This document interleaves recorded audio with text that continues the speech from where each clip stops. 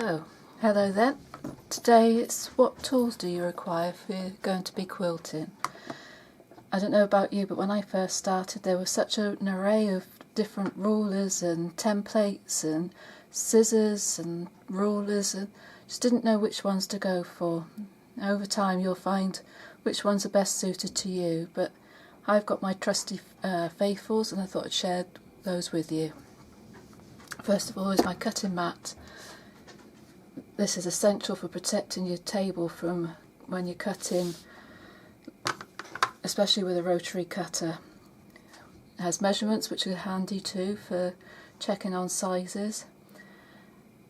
It is a big outlay to start with, but it's well worth it. It can last for many years. I've had this one I think for about 20 years. Rotary cutter. This is so useful for cutting through several layers of fabric. Used in conjunction with a ruler, it makes cutting lots of small pieces very quick and effective.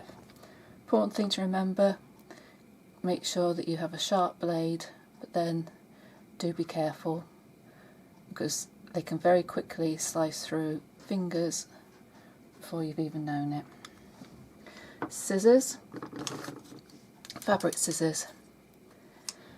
Fabric scissors are kept for fabric. Start using them on paper and they become useless. So we have a separate pair and the boys know that these scissors are not for touching. Fine scissors are also useful for when you're wanting to snip loose threads. Find them very useful. Not essential, but it makes my life easier. So rulers, what rulers to get? These two are the ones that I use more often than not. This one is 6.5 by 23.5 inches. It's great for cutting strips of fabric, and then I use the smaller one for cutting it into squares. The square 6.5 inch ruler is very useful too for squaring off blocks once you've pieced them to make before you go on to the next stage. My big one, the 15.5 inch square one, I use for squaring off wall hangings and cushions. Those are the ones that I go to and use nearly every time when I'm sewing or making quilts. I did have some triangle ones, but I found a way that's much easier than just using the square. When we come to it, I'll show you how to do that. So that's what I use. Is it essential that you have them? Well, not really.